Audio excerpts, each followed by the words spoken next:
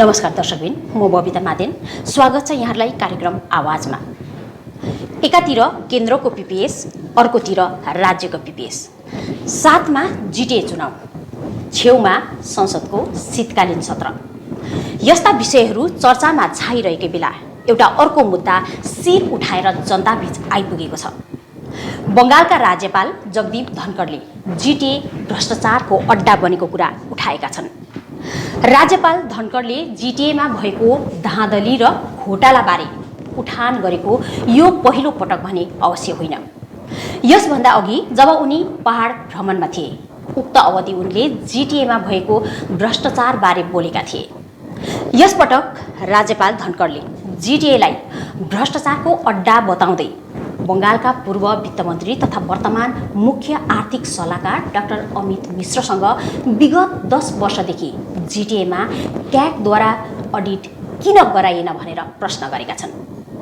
राज्यपालको भनाइमा यतिका वर्षसम्म अडिट नहुनु भनेको करोडौँ रुपियाँको हिसाब किताब नहुनु हो, जुन कुरा पहाडका जनतासँग विश्वासघात भएको बताउँदै अडिटले हिसाब किताबमा पारदर्शिता राख्ने भनेका छन्।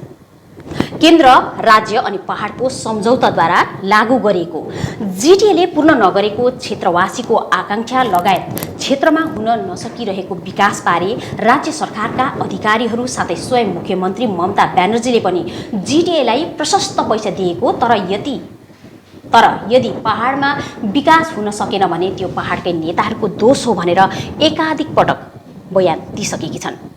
राज्यपालद्वारा जिटिएमा भएको भ्रष्टाचारबारे कुरा उठेपछि अहिलेघरि यता पहाडमा यसलाई लिएर राजनीति चर्किएको छ। राज्यपाल धनखडको यस बयानलाई पहाडका विपक्षी पार्टीहरूले स्वागत जनाइरहेका छन्। जिटिएमा भएको भ्रष्टाचार अनि राज्यपालद्वारा अडिटबारे सोधिएको प्रश्नलाई लिएर पहाडका विभिन्न विपक्षी दलहरूका प्रतिनिधिहरूबाट हिमालयन नेटवर्कले विचार जान्न चाहेको थियो। यसबारे गोर्खा राष्ट्रिय मुक्ति मोर्चाका दार्जिलिङ शाखा महासचिव सन्दीप लिम्बुको मन्तव्य के छ, सुनौ। नमस्कार।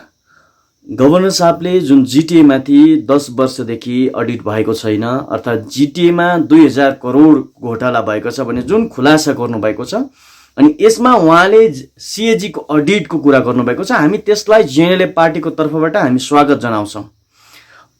पहाडको जनताको नाममा आएको पैसा जहाँ जहाँनिर घोटाला भएको छ त्यो प्रमाणित हुनु जरुरी छ। अनि जनताको नाममा आएको पैसामा घोटाला गर्ने अफिसियल्सहरू अनि नेताहरूमाथि एन्टी करप्सनको नियमअनुसार कडाभन्दा कडा सजाय हुनुपर्छ। विशेष यो हामी माग राख्न चाहन्छु।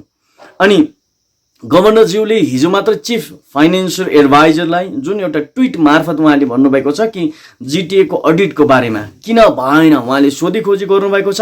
गभर्नर साहबलाई हामी विशेष धन्यवाद दिन्छौँ पहाडको तर्फबाट।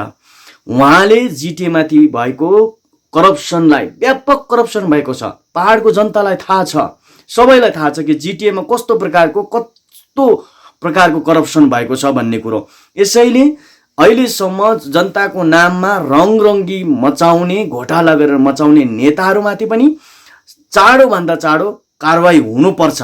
सिएजी अडिट मात्र यस्तो अडिट हो जसले चाहिँ दुधको दुध र पानीको पानी छुटाउन सक्छ। त्यसैले जनताको पक्षमा, दार्जिलिङ पहाडको पक्षमा हामी गभर्नर साहबले उठाउनु भएको यो जुन कदम छ सिएजी अडिटको, यसलाई हामी स्वागत गर्छौँ, यसलाई हामी सपोर्ट गर्छौँ अनि समर्थन गर्छौँ। अनि हामी पनि चाहन्छौँ कि चाँडोभन्दा चाँडो गभर्मेन्टले अबेर नगरी जिटिएमाथि सिएजी अडिट गरेर दोषीहरूमाथि कडा कारवाही गरिदिया जाओस् भन्ने हामी विशेष माग गर्न चाहन्छौँ। धन्यवाद। आजको दिनमा भ्रष्टाचार व्यवस्थाको अभिन्न अङ्ग बनिसकेको छ। व्यवस्थामा यदि भ्रष्टाचार भएको खण्डमा त्यसको जाँच र छानबिन गर्ने जिम्मेवारी सरकार प्रशासनको हुँदछ। तर जब सरकार प्रशासन नै कुशासनको चौकीदार बनेर उभिएको हुन्छ भने त्यो व्यवस्थामा पारदर्शिताको अपेक्षा कसरी गर्ने? राज्यपालद्वारा उठान गरिएको जिटिए घोटालाबारे क्रान्तिकारी मार्क्सवादी कम्युनिस्ट पार्टीका केन्द्रीय सदस्य साथै पार्टी प्रवक्ता अरुण घतानी के भन्नुहुन्छ, सुन्नुहोस्। पश्चिम बङ्गालका माननीय राज्यपाल श्री जगदीप धनखडज्यूले पश्चिम बङ्गालका वित्त सल्लाहकार पूर्व वित्त मन्त्री श्री अमित मित्रज्यूलाई एउटा प्रश्न उठाएर हाम्रो गोर्खाल्यान्ड टेरिटोरियल एडमिनिस्ट्रेसनमा गत 10 वर्षदेखिको कुनै हिसाब नभएको, हिसाब किताब क्यागलाई नबुझाएको, जसको कारणले जिटिए भ्रष्टाचारको अड्डा भएको एउटा गम्भीर आरोप लगाउनु भएको थियो। उहाँले यो प्रथमचोटि मात्र नभएर प्राय यो 2-3 वर्षदेखि जतिपल्ट पनि उहाँ दार्जिलिङको भ्रमणमा आउनुभयो, दार्जिलिङको भ्रमणमा आउनुभएको समयमा यो गम्भीर आरोप उहाँले लगाइरहनु भएको थियो। यो जिटिए क्षेत्रमा पैसा रुपियाँ माथि हिनामिना भएको कुरा यो आजको कुरा होइन। गत 2016 सालमा पनि पश्चिम बङ्गाल सरकारले यो जिटिएलाई 4095 करोड रुपियाँ दिइसकेको, 2016 सम्म 4095 करोड रुपियाँ दिइसकेको, तर यसको हिसाब किताब नबुझाएको उनीहरूले पनि गम्भीर आरोप उठाएका थिए, जसको कारणले नै 2016-17 सालमा पश्चिम बङ्गाल सरकारसँग जिटिएको सम्बन्धमा यो के अरे एउटा खडास आउनु, सम्बन्धमा एउटा विरोधाभास जन्मिनु एउटा कारण हो भनेर भनिन्छ। र त्यस समयपछि नै 2017मा जब विमल गुरुङज्यूले जिटिए छोड्नुभयो, जिटिएबाट रिजाइन गर्नुभयो, त्यसपछि लगातार रूपमा जिटिएमा जुन प्रकारले एडमिनिस्ट्रेटरहरू राखियो, एडमिनिस्ट्रेटर राखेर पनि जिटिएकोमा आएको पैसाको व्यापक रूपमा हिनामिना भएको, भाइ भतिजावाद भएको, यसको विभिन्न स्किमहरूमा घोटाला भएको गम्भीर आरोपहरू उठिरहेको छ। तर राज्य सरकार यसचोटि भने चुपचाप छ, किनभने राज्य सरकारले नै एपोइन्ट गरेको जिटिएको एडमिनिस्ट्रेटरहरूले गरेको भ्रष्टाचार, यो राज्य सरकार स्वयंले गरेको भ्रष्टाचार प्रमाणित हुने डरले नै यो उनीहरू चुपचाप लागेर बसेका छन्। र 10 वर्षदेखि जनताको निम्ति आएको करिबन 5-6 हजार करोड रुपियाँको यसरी क्यागलाई रिपोर्ट नबुझाउनु यो जनताको रुपियाँ पैसाको हिनामिना, रुपियाँ पैसाको घोटाला, सरकार विरोधी अथवा देश विरोधी नै यो कार्य भएको हामी ठान्दछौँ। क्रामकमा यस्ता घोटालाबाज नेतृत्वहरूलाई चाँडोभन्दा चाँडो यसको उचित जाँच गरेर कारबाही हुनुपर्छ भन्ने माग गर्दछ। क्याग जुन क्यागले को प्रावधान अनुसार भारत सरकार, राज्य सरकार अनि जति पनि अटोनोमस बडीहरू छ यसको हिसाब किताब खोज्ने अथवा उसलाई बुझाउनु पर्ने संवैधानिक प्रावधान रहेको छ। तर यो संवैधानिक प्रावधानलाई उल्लङ्घन गरेर यस प्रकारले हिसाब किताब नबुझाउनु अनि यसको मामला स्वयं पश्चिम बङ्गालको एउटा शीर्ष संवैधानिक पदमा बसेका व्यक्तिले उठाउनु भनेको यो भन्दा ठुलो गम्भीर मामला अर्को हुन सक्दैन। यसले गर्दाखेरि जति पनि यदि घोटालाहरू भएको छ, भ्रष्टाचार भएको छ, त्यो जम्मैको फिल्डमा आएर यो क्यागले एउटा यसको रिपोर्ट लिने, क्यागलाई रिपोर्ट बुझाउने प्रक्रिया सुरु गर्नुपर्ने हामी माग गर्दछौँ। अनि जसले यस घोटालाको यदि साबित भएको खण्डमा यसमा लिप्त जति पनि कर्मचारी, अधिकारीहरू अनि यदि यसमा राजनीतिक नेतृत्वहरू पनि यदि यसमा छन् भनेदेखि उनीहरूमाथि कडाभन्दा कडा कारबाही हुनुपर्छ भन्ने हामी माग गर्दछौँ। किनभने क्रामकपाले सुसंस्कृत राजनीति, भ्रष्टाचार मुक्त समाज स्थापनाको निम्ति आजसम्म सङ्घर्ष गरिरहेको छ, काम गरिरहेको छ। यस मागलाई लिएर क्रामकपा निरन्तर अघि बढ्नेछ अनि यसचोटि जुन प्रकारले यो मामला उठ्यो, यो मामलामाथि क्यागलाई रिपोर्ट बुझाउन वा रिपोर्ट लिनको निम्ति क्याग स्वयं यसको निम्ति प्रस्तुत हुनुपर्छ, राज्य सरकारले यसको निम्ति पहल गर्नुपर्छ भन्ने हामी माग राख्दछौँ। पहाडको सत्तालाई राज्य सरकारको संरक्षण प्राप्त छ, यसमा कुनै शङ्कै छैन। जिटिए क्षेत्रका जनताले पाउनुपर्ने न्याय अनि अधिकारमाथि सरकारको स्वार्थ हाबी भइरहेको कसैको संज्ञानबाट लुक्न सक्दैन। पहाडमा जनतासँगको सीमित अधिकार र क्षमताले व्यवस्थाभित्रको घोटालालाई चिरफार गर्न असम्भव छ।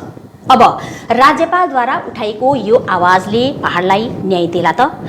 प्रस्तुत छ यहाँहरू समक्ष अखिल भारतीय गोर्खा लिगका कार्यकारी अध्यक्ष विक्रमादि राईको यो भनाइ। नमस्कार।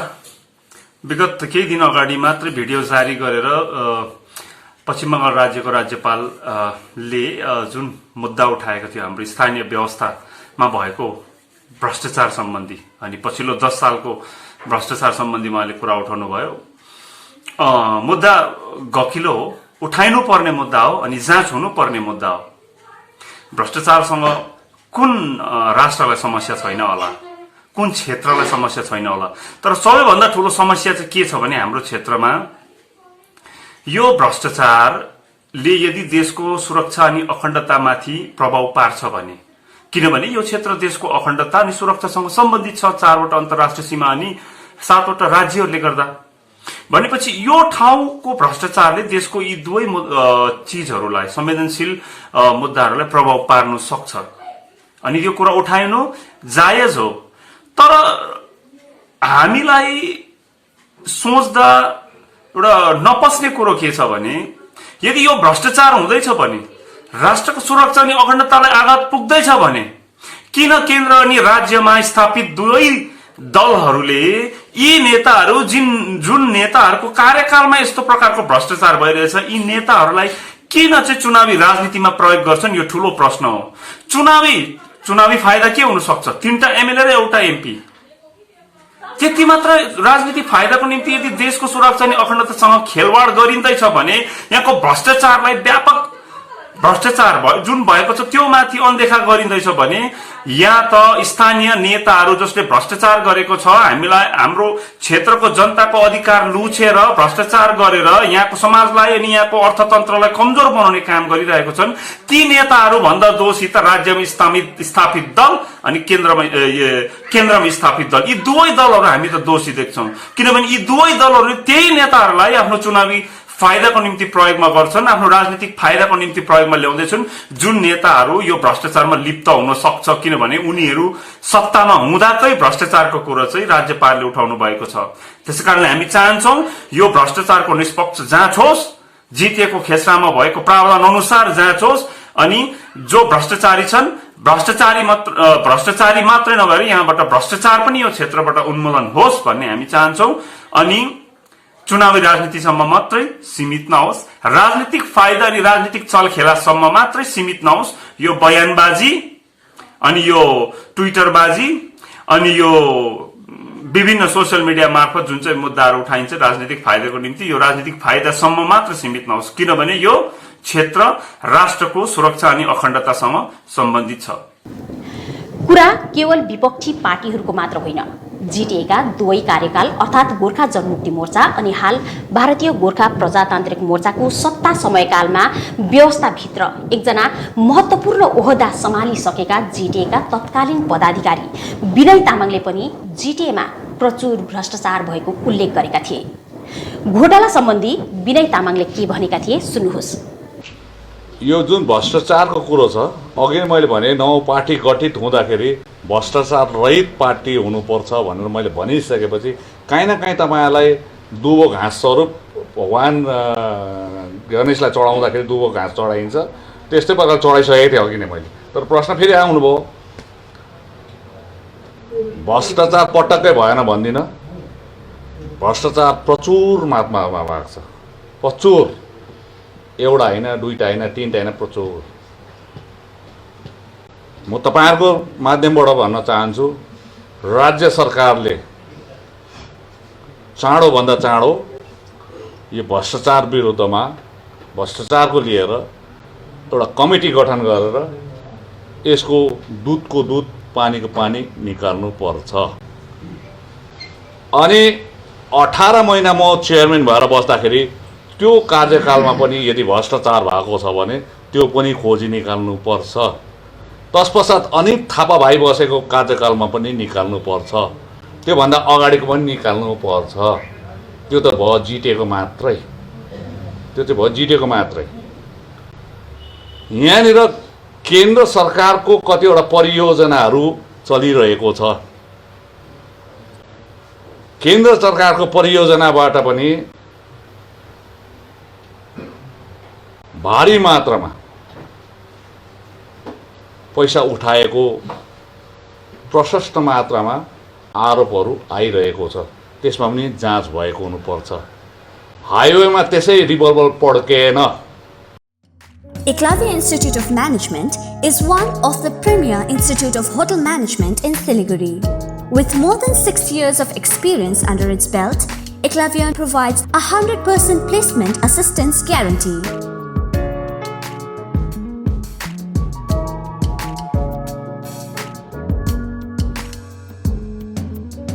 We offer 1.5 years diploma in travel, tourism and hospitality management, as well as a 6 months diploma in food production, food and beverage services, front office and housekeeping.